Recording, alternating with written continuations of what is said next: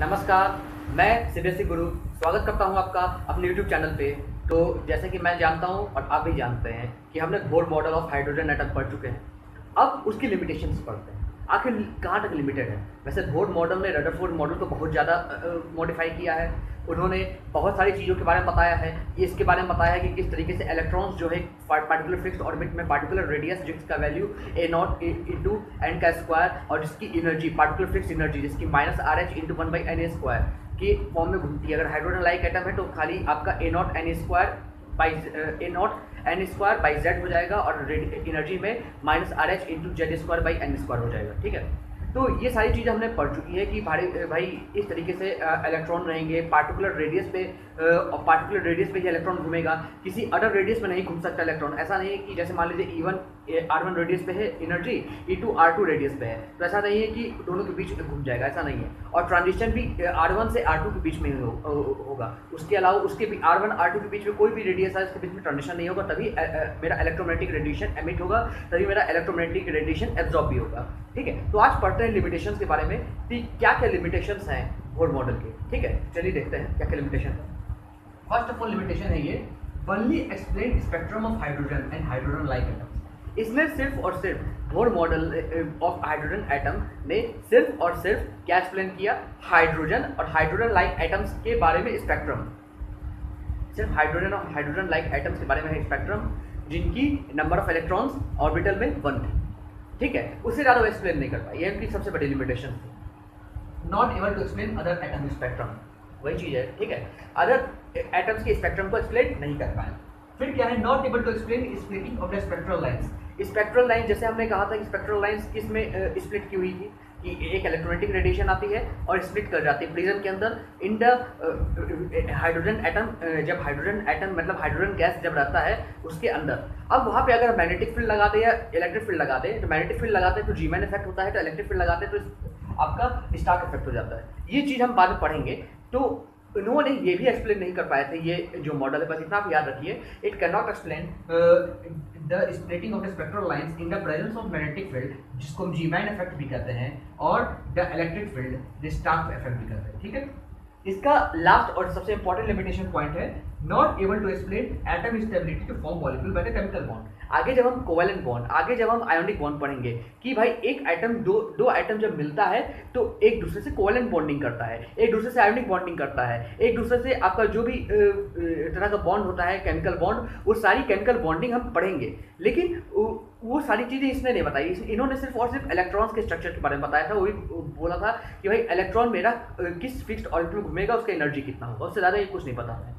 तो ये सारी लिमिटेशंस भी ये चलिए इतना तो मानने को तैयार थी भाई, हाँ ठीक है इस तरीके का होता होगा, लेकिन इससे भी कई साइंटिस्ट संतुष्ट नहीं थे। वे भी कहते थे कि अब और हमें जानना है, तो ऐसी अदर थ्योरी चाहिए जो मेरे इस कॉम्प्लेक्स एटम, ये जो कॉम्प्लेक्स एटम है उस कॉम्प्लेक्स एटम को एक्सप्लेन कर पाए कि एक्चुअली कितने number of electron different atoms में होंगे, क्योंकि ये सिर्फ हाइड्रोजन और हाइड्रोजन लाइक एटम्स को बताया। ठीक है, हमें और भी एटम्स के बारे में जानना है जिसमें 2 इलेक्ट्रॉन्स हो, 3 इलेक्ट्रॉन्स हो, मोर देन 1 इलेक्ट्रॉन्स हो, समझिए। ठीक है, तो ये सारी चीज़ों के बारे में जानने के लिए हमें आगे के बारे में सोचना होगा। ठीक है, तो उन आगे की थ्योरम के बारे में वो क्या अब आने वाला है उसके बारे में चलिए पढ़ते हैं। तो चलिए आगे हम पढ़ते हैं। जैसे कि हम जानते हैं कि भाई बोर मॉडल का क्या लिमिटेशंस है, तो उसकी लिमिटेशन को दूर करने के लिए आगे आता है मेरा डुअल बिहेवियर ऑफ मैटर। ठीक है, जैसा कि हम जानते हैं हमारे रेडिएशन का, वेव का, मतलब कि हमारी जो लाइट है उसका डुअल बिहेवियर होता है। एक होता है उसका वेव नेचर, एक होता है particle nature. Wave nature Maxwell sir ने एक्सप्लेन किया था,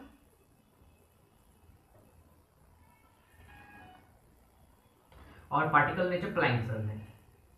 तो हमें ये मालूम चला कि जो मेरा लाइट है उसका 2 नेचर होता है, एक वेव नेचर होता है, एक पार्टिकल नेचर होता है।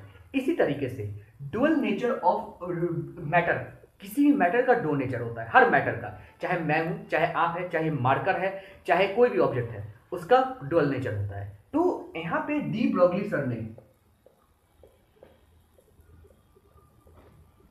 1924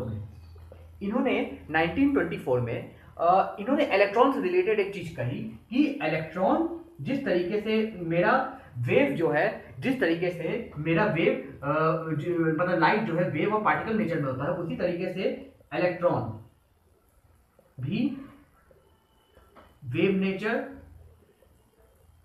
और पार्टिकल नेचर पजेस करता है। ठीक है, तो ये वेव नेचर में भी होता है, पार्टिकल नेचर भी होता है। पार्टिकल नेचर तो इन द केस कि वो घूम रहा है न्यूक्लियस के चारों। वेव नेचर कैसे प्रूफ हुआ?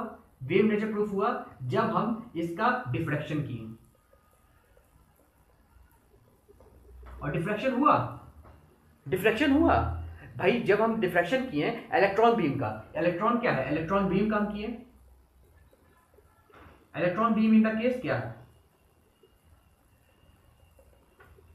High rate of flow of electrons particle. High rate of flow of particle या चेन ऑफ द पार्टिकल बहुत तुरंत मतलब कि मतलब ये कह सकते हैं कि chain of the particle electron है, एक तरह के train of the electron beam ये डाला गया डिफ्रैक्शन के लिए, और ये देखा गया डिफ्रैक्शन हो रहा है। इसका ये मतलब है कि वेव नेचर भी रखता है, वेव नेचर रखता है, एज पार्टिकल नेचर रखता है। तो डी ब्रोगली सर ने कहा कि इलेक्ट्रॉन, लिख लीजिएगा, electron possess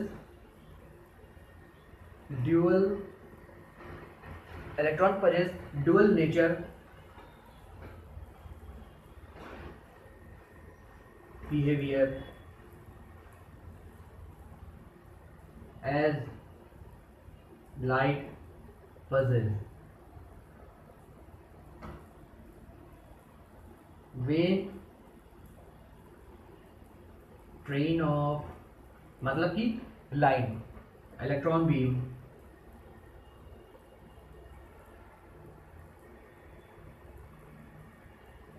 go for diffraction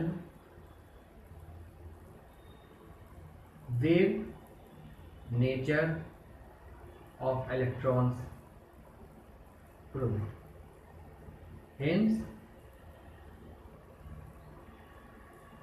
electron possess wave as well as particle nature. इसलिए इलेक्ट्रॉन के पास wave as well as particle nature होता है। अब इसका फॉर्मूला है, फॉर्मूला क्या है कि लैम्डा मान लीजिए वेव का वेवलेंथ है,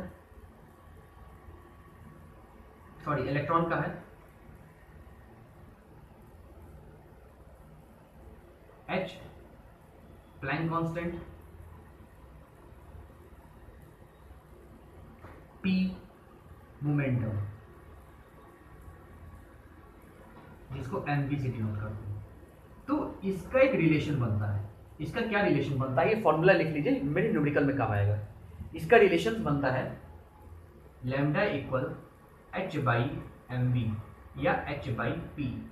ये जो मोमेंटम है यही, इसको हम पी से डिनोट करते हैं। ठीक है, ये फॉर्मूला याद रखिएगा, ये बहुत इंपॉर्टेंट फॉर्मूला है, हर जगह काम आता है। ठीक है, तो यहाँ से ये प्रूव हुआ कि इलेक्ट्रॉन जो है ये डुअल नेचर प्रोजेस करता है, आपका वेव नेचर भी और पार्टिकल नेचर भी प्रोजेस करता है। तो यहाँ से ये भी प्रूव हुआ कि भाई हर ऑब्जेक्ट में, क्योंकि ऑब्वियस सी बात है हर ऑब्जेक्ट एटम से बना हुआ है, चाहे मैं हूँ, चाहे आप हैं, चाहे कोई भी ये मार्कर है, चाहे ये डस्टर ही क्यों ना है, हर मैटर जो है एटम से बना हुआ है और एटम के अंदर इलेक्ट्रॉन है। इलेक्ट्रॉन घूम रहा है तो वेव, ऑब्वियस सी बात है वेव एमिट कर रहा है और वेव नेचर का है, तो कुछ ना कुछ वेव एमिट करता रहता है। तो ये वेव हमको दिखता क्यों नहीं? इसका कारण है वेव जो कि इन सारे मैटर से निकलता है, इनका जो है शॉर्टर वेवलेंथ होता है, शॉर्टर वेवलेंथ, पिकोमीटर से भी आगे। ठीक है, तो इतना शॉर्टर वेवलेंथ होता है कि हमें दिखता ही नहीं, लेकिन हर ऑब्जेक्ट से, हर मैटर से, मेरे से, आप में से ये वेव निकलता ही है। ठीक है, वो वेव निकलेगा ही निकलेगा। ठीक है, आपको भले दिखे या ना दिखे। तो हम सब एक डुअल नेचर प्रोजेस करते हैं, हम सब के अंदर एक वेव नेचर भी है, एक पार्टिकल नेचर भी है। ठीक है, पार्टिकल तो हम खुद हैं और एक वेव नेचर है जो कि हमारा भी एक वेव है। ठीक है, जो कि निकलता है लेकिन हमको दिखता नहीं। चलिए ठीक है, अब आगे की बात करते हैं, आगे कुछ न्यूमेरिकल्स करते हैं, इस पर टोटली न्यूमेरिकल करते हैं। ठीक है, और लेक्चर को एंड करते हैं, उसके बाद अगले वीडियो में हेजनबर्ग अनसर्टेनिटी प्रिंसिपल करेंगे। तो चलिए इसका न्यूमेरिकल करते हैं, चलिए इसको रफ करते हैं। चलिए हम न्यूमेरिकल करना शुरू करते हैं। तो ये पहला न्यूमेरिकल है मेरा आपका जो dual nature of the matter है उससे।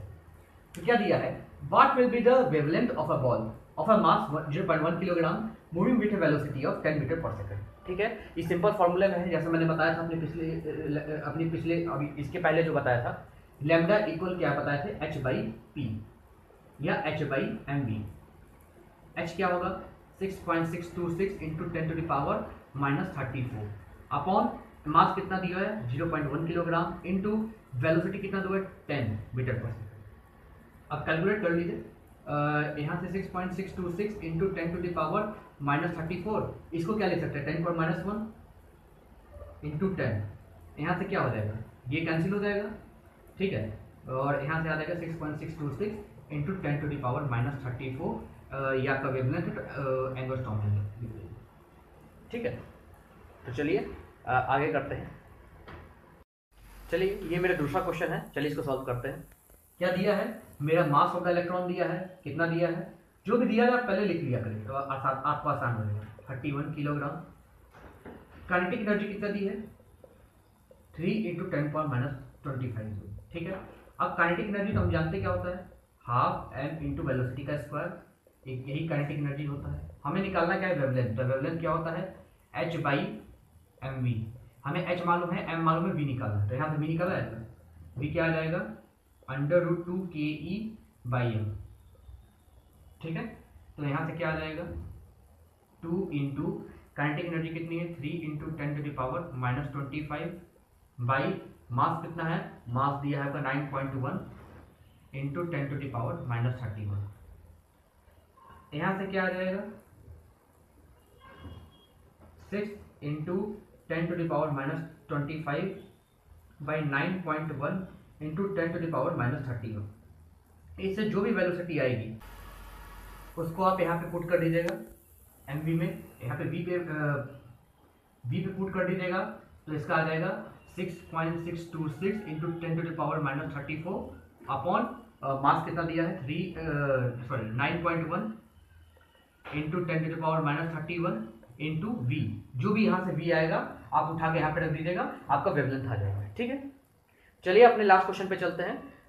इस लेक्चर का लास्ट क्वेश्चन है। चलिए तो चलिए ये लास्ट क्वेश्चन में इस लेक्चर का और सॉल्व करते हैं।